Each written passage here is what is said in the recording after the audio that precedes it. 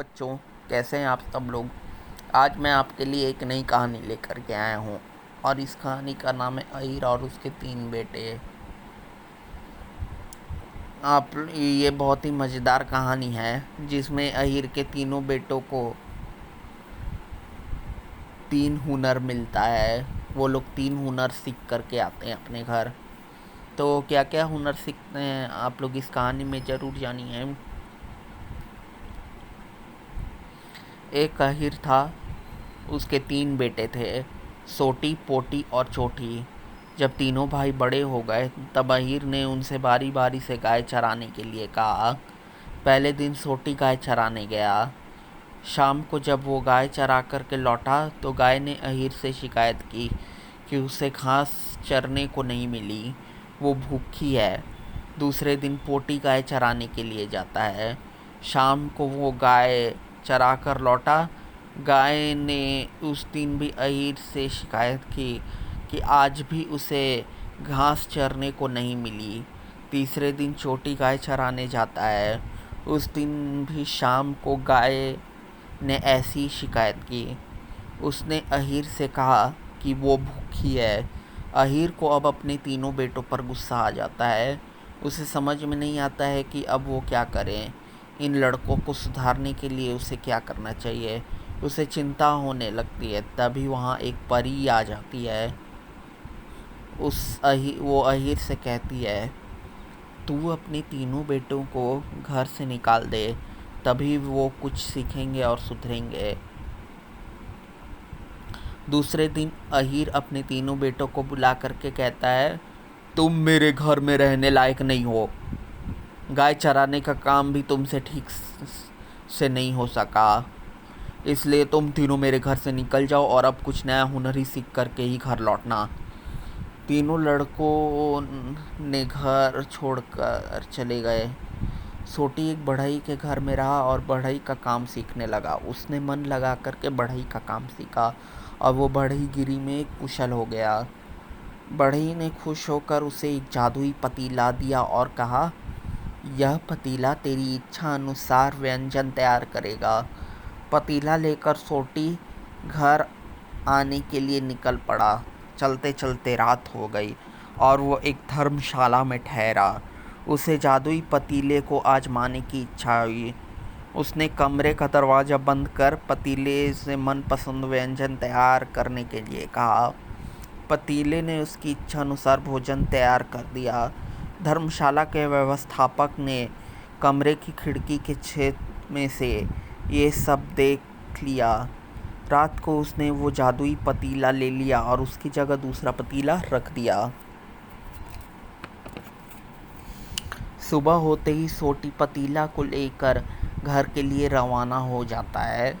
घर पहुंचकर उसने अपने पिता को जादुई पतीले के बारे में बताया और इच्छानुसार व्यंजन प्राप्त करने का प्रयत्न किया, लेकिन उसे कुछ भी नहीं मिला। वो निराश हो गया।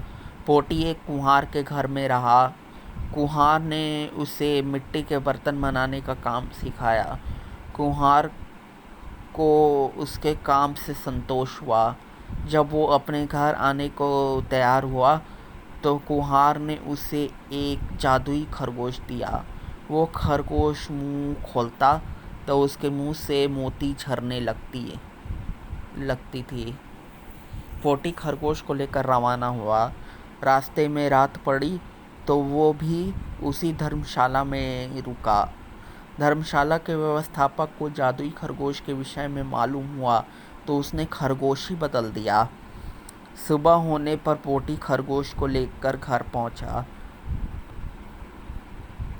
उसने अपने पिता से जादुई खरगोश की बात बताई। थोड़ी देर बाद खरगोश ने मुंह खोला, लेकिन उसके मुंह से एक भी मोती नहीं गिरा। पोटी भी निराश हो गया। चोटी एक पेशेवर पहलवान के पास रहा। पहलवान ने उसे कुश्ती के सभी दांवपेच सिखाए। चोटी ने पहलवान की बहुत सेवा की। उसकी सेवा से पहलवान बहुत खुश हुआ। जाते वक्त उसने चोटी को एक थैली दी और कहा, इस थैली को उलटने पर उसमें से एक जादुई गदा बाहर निकलेगी और दुश्मन के ऊपर प्रहार करेगी। थैली लेकर चोटी विदा हुआ। रास्ते में रात होने पर चोटी भी उसी धर्मशाला में रुका जिसमें सोटी और पोटी रुके थे। चोटी थैली को तकिए के नीचे रख कर के सो गया। धर्मशाला का व्यवस्थापक आया और उसने धीरे से थैली खींच ली। थैली को उल्टा कर उसने झाड़ा। थैली से गदा बाहर आई और वह व्यवस्थापक के ऊपर धड़ाधड़ प्रहार करने लगी। चोटी जाग गया। धर्मशाला का व्यवस्थापक गदा के प्रहार से डर गया। उसने पतीला और खरगोश और थैली सब चोटी को वापस कर दिया। चोटी घर आया। तीनों भाई इकट्ठे हुए। उन्होंने अपने अपने अनुभवों की बातें बताई। चोटी ने सोटी को उसका पतीला दिया और पोटी को उसका खरगोश दिया और जादुई थैली अपने पास रखी। तो दोस्तों, ये कहानी को अभी के लिए यहीं पर ख़त्म करते हैं।